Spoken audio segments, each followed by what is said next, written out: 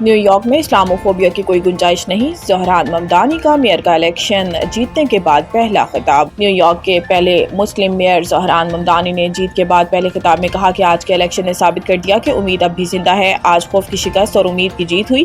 New York میں مورچی سیاست کا خاتمہ کر دیا ہے۔ یہ شہر آپ کا ہے، جمہوریت بھی آپ کی ہے اور مستقبل ہمارے ہاتھ میں ہے۔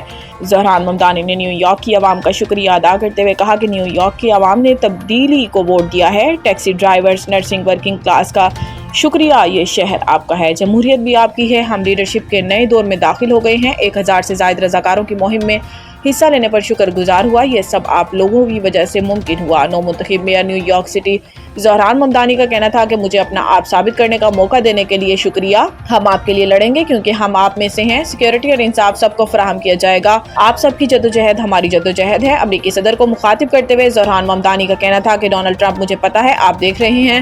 ڈونلڈ ٹرمپ، میں آپ کو 4 جملے کہوں گا۔ ٹرن دا والیوم اپ۔ قومی ایئر لائن اور ایئر کرافٹ انجینئرز کے درمیان تنازع تاحال برقرار، درجنوں پروازیں متاثر۔ قومی ایئر لائن کے ایئر کرافٹ انجینئر کے احتجاج کے باعث درجنوں پروازیں تاخیر کا شکار اور متعدد منسوخ ہو گئیں۔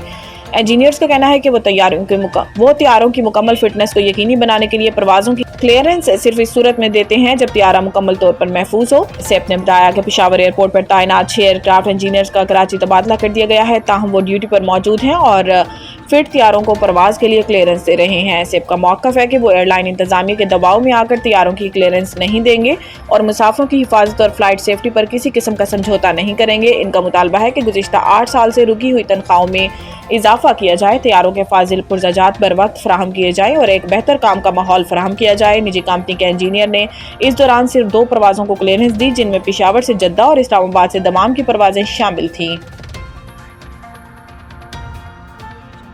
سفارتی تعلقات کو سرمایہ کاری بڑھانے کے لیے استعمال کریں گے۔ وفاقی وزیر خزانہ محمد اورنگزیب نے کہا ہے کہ روایتی پارٹنرز ہمیں فنڈنگ فراہم کرتے رہے، اب سفارتی تعلقات کو سرمایہ کاری بڑھانے کے لیے استعمال کریں گے۔ کراچی میں فیوچر سمٹ سے خطاب کرتے ہوئے ان کا کہنا تھا کہ IMF سے دوسرے جائزے پر اسٹاف لیول ایگریمنٹ ہو گیا ہے، جس کی ادائیگی کی منظوری کے لیے IMF کے بورڈ کا اجلاس دسمبر کے آغاز میں ہوگا۔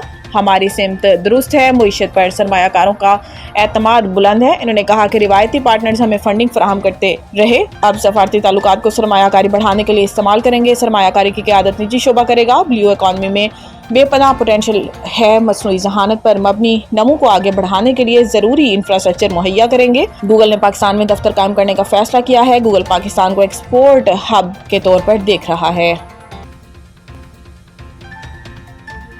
27ویں ترمیم کے لیے درکار ووٹ، سینٹ میں پارٹی پوزیشن سامنے آ گئی۔ کسی بھی آئینی ترمیم کے لیے اس وقت سینٹ سے 64 ووٹ درکار ہوں گے، جبکہ حکومتی بینچز پر سینٹ میں سب سے زیادہ سیٹیں پیپلز پارٹی کے پاس ہیں، جن کی تعداد 26 ہے۔ اسی طرح مسلم لیگ نون کے پاس ایوان بالا میں 20 نشستیں ہیں۔ سینٹ میں حکومتی اتحادی بلوچستان عوامی پارٹی کی 4 نشستیں اور MQM کے 3 ارکان ہیں۔ اسی طرح نیشنل پارٹی اور پاکستان مسلم لیگ کاف کی 1 سیٹ ہے۔ حکومتی بینچز پر بیٹھنے والے آزاد سینیٹر میں سینیٹر عبدالکریم، سینیٹر عبدالقادر، محسن نقوی، انوار الحق کاکڑ، اسد قاسم اور سینیٹر فیصل بابڑا شامل ہیں۔ دوسری جانب اپوزیشن بینچز پر PTI کے سینیٹر سب سے زیادہ ہیں۔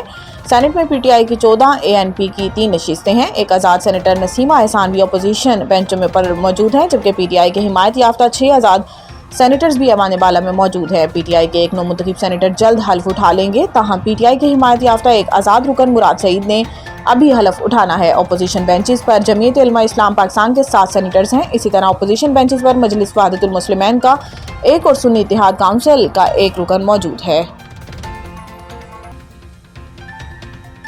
ملک کے بالائی علاقوں میں برف باری سے سردی کی شدت میں مزید اضافہ۔ گلگت بلتستان کے پہاڑوں پر برف باری کا سلسلہ پھر شروع ہو گیا۔ بابوسر، نانگا پربت اور بٹوگا کی چوٹیوں پر برف باری کا سلسلہ وقفے سے جاری۔ 12 سے زائد گاڑیاں برف میں پھنس گئیں۔ ادھر خیبر پختونخوا کے علاقے سوات، دیر اور کلام کے پہاڑوں پر بھی برف باری ہوئی، جبکہ اپر ہزارہ ڈویژن میں موسم سرما کی پہلی بارش اور یالہ باری سے سردی کی شدت میں اضافہ ہو گیا۔ دن کے وقت بھی رات کا سما رہا۔ ایوبیہ، نتھیا گلی اور چھانگلہ گلی سمیت بالائی گلیات میں 2 سے 3 انچ تک برف پڑ چکی ہے۔ دوسری جانب مظفر آباد سے وادی نیلم تک بارش اور برف باری سے موسم مزید سرد ہو گیا۔ انتظامیہ نے شہریوں کو ہدایت کی ہے کہ خراب موسم کے دوران غیر ضروری سفر سے گریز کریں۔